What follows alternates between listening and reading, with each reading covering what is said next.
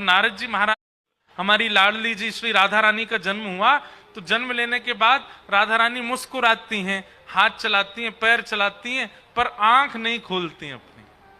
3-4 दिन निकल गए, किशोरी जी ने नेत्र नहीं खोले। तब वृषभानु जी इतने परेशान हो गए कि भाई ये किशोरी जी नेत्र क्यों नहीं खोलती हैं। तब श्री नारद जी महाराज आए और नारद जी महाराज ने आकर के वृषभानु जी से कहा, एकांत में आपकी लाली को दर्शन करना है। वृषभानु जी बोले ठीक है, आप महल में भीतर चले जाओ।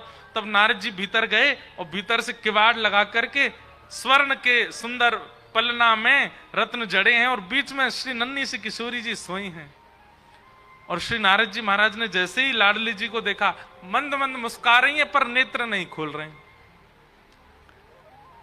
तभी नारद जी बोले, हे कृष्ण मनोहारिणी रासेश्वरी रस रूपा। कृष्ण मनोहारिणी, जय कृष्ण मनोहारिणी, ये शब्द जैसे ही किशोरी जी ने सुना, कृष्ण के मन को हरण करने वाली हे किशोरी जी, कृष्ण नाम सुनते ही किशोरी जी के नेत्र खुल गए और नेत्र खोल करके किलकिल करके हंसने लगी। छोटी सी 4-5 दिन की अवस्था में ही बैठ गई और बैठ करके करताल बजाने लगी। श्री नारद जी अपनी करताल लेकर के कृष्ण मनोहारिणी कीर्तन करने लगे और श्री किशोरी जी खूब आनंद मग्न होकर के नृत्य कर रही हैं, बैठी बैठी आनंद कर रही हैं। वृषभानु जी ने बाहर से खिड़की में से देखा भीतर क्या चल रहा है। तभी देखते हैं कि स्वर्ण के पलना में किशोरी जी बैठी हैं और करताल बजा रही हैं और श्री नारद जी कृष्ण मनोहारिणी शब्द कहकर के नाच रहे हैं। अब नारद जी ने तो कह दिया और कह के जैसी बाहर आए, किशोरी जी फिर पौड़ गई। नारद जी बोले, आपकी लाली ठीक है, कछु दिनान में ठीक है जाएगी, चिंता वाली बात नहीं। नारद जी तो चले गए। अब यहाँ कीर्ति मैया और वृषभानु जी दोनों किशोरी जी को गोद में लेकर के गए, हमारी लाली देखे ही ना है। वृषभानु जी बोले, मुझे पता चल गया है ये नेत्र कैसे खोलेंगी। बोले कैसे खोलेंगी? तो बीच पलना में किशोरी जी को बिठा के एक तरफ वृषभानु जी, दूसरी तरफ कीर्ति मैया बैठ गई और दोनों गाने लगे, हे कृष्ण मनोहारिणी कृष्ण मनोहारिणी। जैसे ही कृष्ण मनोहारिणी शब्द सुना, किशोरी जी फिर से बैठ गई, फिर से नेत्र खोल करके और फिर से ताल बजा करके सुंदर आनंद करने लगी। वृषभानु जी समझ गए, बोले भैया कोई कृष्ण नाम है, वही से हमारी लाली आंख खोले। जब जब वृषभानु जी को किशोरी जी के नेत्रों का दर्शन करना होता है तब कृष्ण मनोहारिणी बोलते हैं, तभी किशोरी जी के नेत्र खुलते हैं। हमारे ब्रज के आचार्य चरण कहते हैं कि वृंदावन में दुनिया भर के लोग कहें जय जय श्री राधे, वृषभानु दुलारी की जय, बरसाने वारी की जय, पर एक बार कह दे करो जय कृष्ण मनोहारिणी। अगर ये कहोगे तो किशोरी जी की दृष्टि आप पर पड़ जाएगी, वो नेत्र खोल के आपको देख लेंगे। ऐसी लीला। तो चारुलता जी ने अपनी मैया का दुग्धपान नहीं किया, श्री भरत जी का सखी स्वरूप। इस बात की चिंता जब जानकी जी की माता जी को पता चली कि मेरी बहन के लाली भई है और वो अभी तक दुग्धपान ना कियो, माने इतने दिन है के, तब श्री जानकी जी की माता जी गईं और मैया ने जाकर के जैसे ही चारुलता जी को गोद में लिया, बहुत अंतरंग भाव है। तो कहते हैं जानकी जी की माता जी ने अपना पयोधर उनके मुख के पास किया तो तुरंत मुख खोल करके पान करने लग गई चारुलता जी। तब भाव आचार्य चरण कहते हैं, बोले क्यों, उन्होंने अपनी मैया का दुग्धपान क्यों नहीं किया? बोले भैया ये सब सखियां हैं, ये सब सखियां कभी अमनिया भोग नहीं लगाती हैं, ये तो प्रसादी पाती हैं। अमनिया मतलब जो ठाकुर जी को निवेदित ना किया गया हो उसको अमनिया कहते हैं, और ठाकुर जी को जो प्रसाद धरा दिया जाता है वो भोग हो जाता है। तो रसिक जो होते हैं, संतजन जो होते हैं, सखियां जो होती हैं, ये अमनिया नहीं पाती, ये ठाकुर जी को निवेदित करके ही पाती हैं। श्री चारुलता जी ऐसी श्रेष्ठ स्थिति की सखी हैं जन्म से ही उन्होंने अमनिया पाया ही नहीं, किशोरी जी का प्रसाद ही पाया, किशोरी जी का प्रसाद ही स्वीकार किया। वही चारुलता जी फिर जानकी जी की सखी स्वरूप में आई, राम जी की बड़ी अंतरंग लीलाएं उन्होंने प्रकट की। एक बार राम जी को प्रमोद बन के सहित उन्होंने अंतर ध्यान करके जनकपुर में प्रकट कर दिया था। एक ऐसी अद्भुत लीला आती है, सब लीलाएं हैं अंतरंग श्री राघवेंद्र सरकार की, सबको हम प्रणाम करते हैं। आज रामनवमी के अवसर पर चारों भैयाओं को, सखियों को, राम जी को, अयोध्या जी को, जनकपुरी को, सबको हम प्रणाम करते हैं। बोलो राजा रामचंद्र भगवान की। नख पे धार लियो गिरराज नाम गिर धारी पायो है। ठाकुर जी सब ब्रजवासीन को लेकर के गोवर्धन गए और गोवर्धन जाकर के कही, बोले भैया ये हमारो कुल देवता, इनको प्रणाम करो। सब ब्रजवासीन ने अपने अपने घर के 56 भोग सामग्री पधराई और 4 भुजा वाले श्री गोवर्धन नाथ प्रकट है गए और प्रकट है करके सब ब्रजवासीन के घर की सामग्री पान लगे। ब्रजवासी सब आनंद में आ गए, बोले लाला पूरा जीवन निकल गो, लेकिन वह इंद्र ने दर्शन ना दिए। भली तेरे या गोवर्धन नाथ की, हमारे नेक्स्ट से प्रसाद पर रीच करके जे हमें दर्शन दे रहा है। सब ब्रजवासी ने खूब प्रणाम कियो। तभी इंद्र को पता चली कि मेरी पूजा बंद करके ब्रजवासी कोई और की पूजा कर रहे हैं। इंद्र ने मेघ मालाओं को आज्ञा कर दी, जाओ जाकर के ब्रजमंडल पर इतनी वर्षा करो पूरा ब्रज डूब जाए। ये ब्रजवासी बचे नहीं, इनको पता चलनी चाहिए कि मेरी पूजा बंद करवे को, मेरी आराधना बंद करवे को दंड क्या है। काले काले बादल गड़गड़ करके जैसे ही वृंदावन में आए, ब्रजवासी सब घबरा गए। बोले लाला देख, हम तो पहले ही मना कर रहे हैं इंद्र की पूजा बंद मत करवावे, देख नाराज है गयो जी, अब बारिश करेगो और ऐसी बारिश करेगो पूरा ब्रज डूब जाएगो। हम तो पहले ही मना कर रहे इंद्र की पूजा बंद मत करो, हमारी कोई ने नहीं मानी। या नेक से बालक की बात में आके सबन ने गिरिराज जी पूज दियो। ठाकुर जी बोले भक्ति में यही नहीं होना चाहिए। क्या? अविश्वास। अच्छा ठीक है, अविश्वास हुआ, लेकिन दूसरा इष्ट, दूसरा देव ज्यादा बलवान लगने लग जाए और उसकी बलवंतता पर रीच करके अपने इष्ट का परित्याग कर देना, ये तो ऐसा है जैसे विवाह के बाद पर पुरुष या पर स्त्री के प्रति दृष्टि रखना।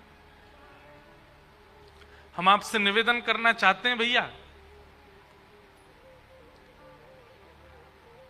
माता पिता, गुरु और इष्ट देव ये कभी बदले नहीं जाते, ये एक ही रहते हैं जीवन में। अपने इष्ट के प्रति पूर्ण समर्पित भाव रखा कीजिए, उनका परिवर्तन कभी मत कीजिएगा। पता चला कि हमारा मित्र, देखो लक्ष्मण जी सोते हुए आ रहे हैं, ये लक्ष्मण जी हैं, राम जी पता नहीं है, सुला दो। नहीं नहीं सो, अरे जटा जूट संभालो भैया, बात तलवार वाले जय हो भैया, बेचारे सोते उठा दिए लक्ष्मण जी। अच्छा लक्ष्मण जी सो क्यों गए पता है आपको? 14 वर्ष सोए नहीं थे ना वन में, राम जी की रक्षा में ही रहे।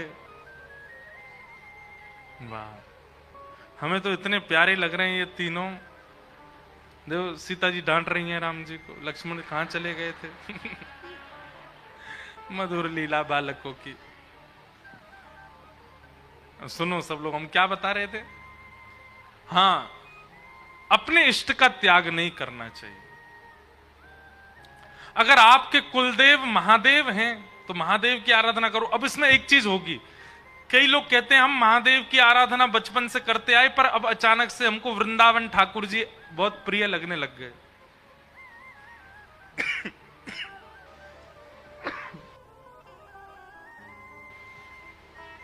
हम बचपन से महादेव की आराधना करते आए हैं, अब हमको वृंदावन के प्रति रुचि हो रही है। क्या ये गलत है? बिल्कुल गलत नहीं है,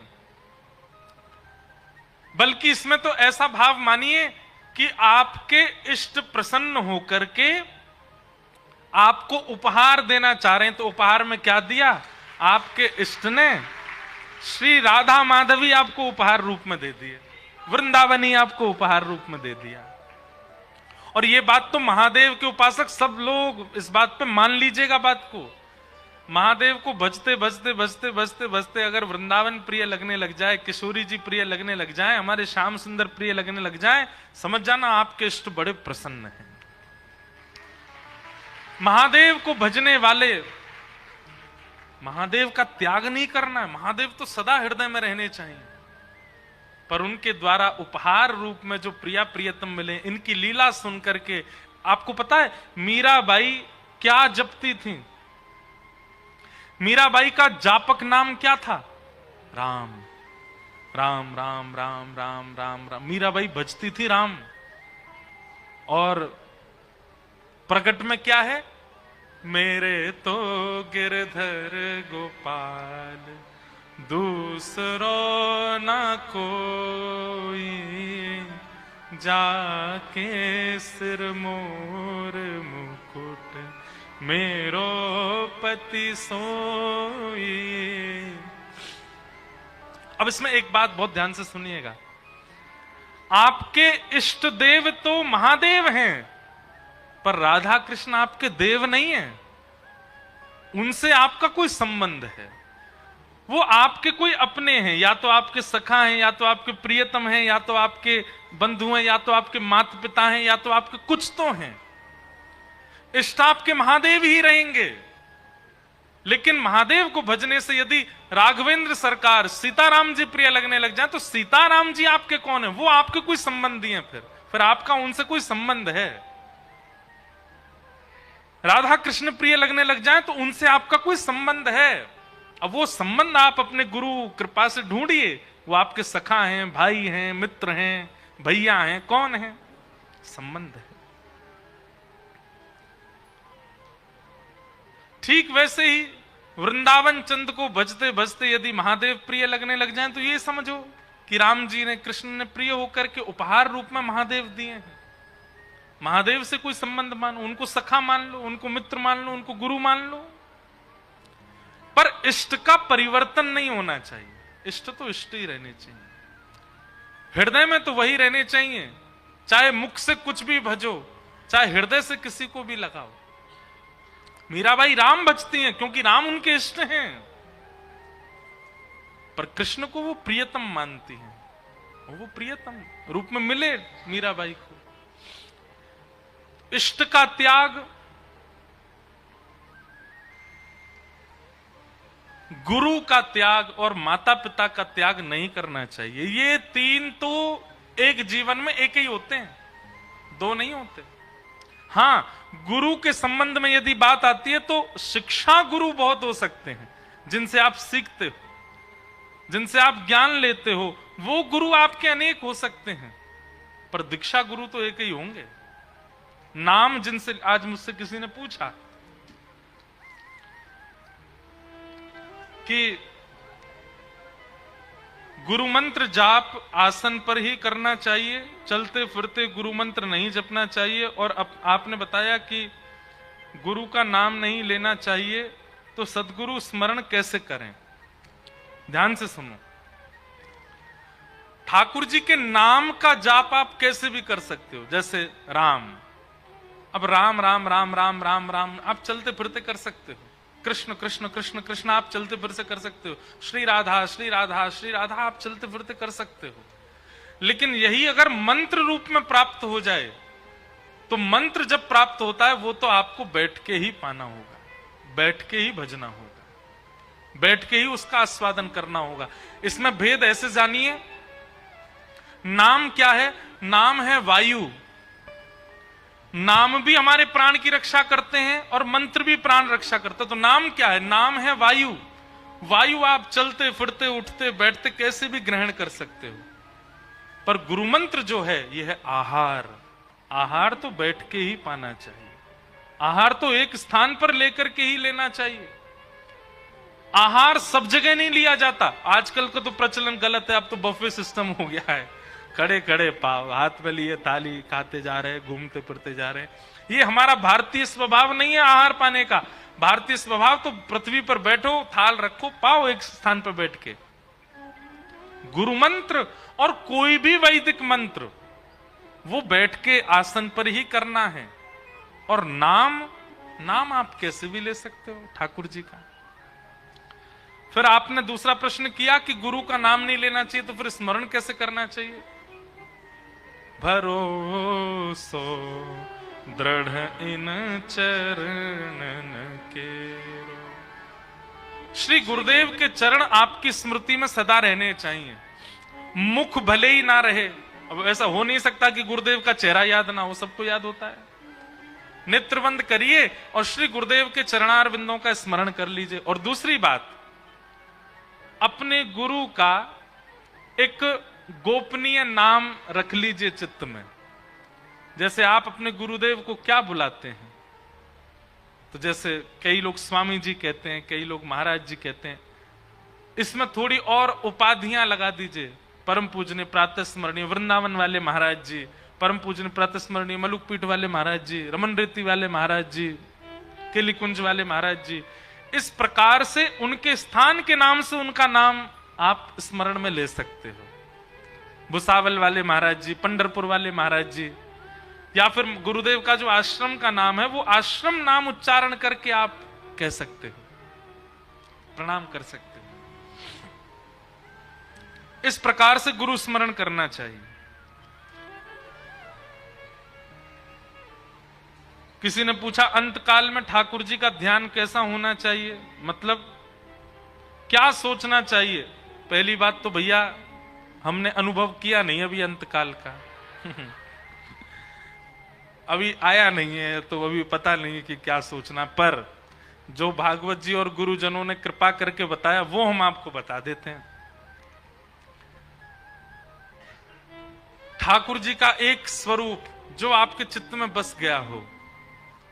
मुरली मनोहर श्याम सुंदर हैं, गिरवरधारी गिरधारी हैं, धनुष बाणधारी रामचंद्र जी हैं, या फिर वट के पत्र पर लेटे हुए अपने पैर के अंगूठे को पी रहे छोटे से गोपाल जी। कोई भी स्वरूप, द्वारिकाधीश स्वरूप है, जगन्नाथ स्वरूप है, जो स्वरूप आपको अति प्रिय लगता है उस स्वरूप का नित्य चिंतन किया करो, सुबह उठते ही और रात्रि सोने से पूर्व। और ठाकुर जी से प्रार्थना करो, नाथ जब भी प्राण जाए पीतांबरी कसी हो, मुखड़े पे एक हंसी हो, छवि मन में ये बसी हो, जब प्राण तन से निकले। इतना तो कहना स्वामी, जब प्राण तन से निकले। ठाकुर जी से नित्य प्रार्थना करो नेत्र बंद करके। अगर आपको पंडरीनाथ जी का स्वरूप बहुत अच्छा लगता है तो नित्य प्रार्थना करो, हे नाथ जब प्राण निकल रहे हो ऐसे ही आके ठाड़े हो जाना सामने। ना तो उस समय पत्नी दिखे, ना पति दिखे, ना बच्चे दिखे, ना परिवार दिखे, धन ना दिखे, व्यापार ना दिखे, कुछ ना दिखे। बस लास्ट के वो 1 सेकंड, 5 सेकंड, 7 सेकंड, इससे ज्यादा नहीं चाहिए हमको। 1 मिनट तो चाहिए ही नहीं। अंतिम श्वास निकल रही हो नाक से, बस प्राण जा रहे हो, उस समय आप इस रूप में मेरे सामने आ जाना।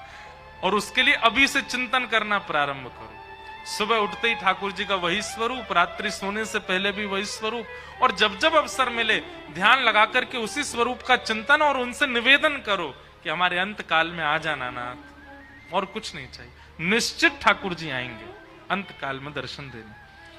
क्योंकि श्रीमद् भागवत कहती अंते नारायण स्मृति, उसके लिए जीवन भर स्मरण करना पड़ेगा, तभी अंत में नारायण आएंगे स्मरण के लिए। फिर किसी ने कहा पूछ रही के लौठा की कहानी बता दीजिए।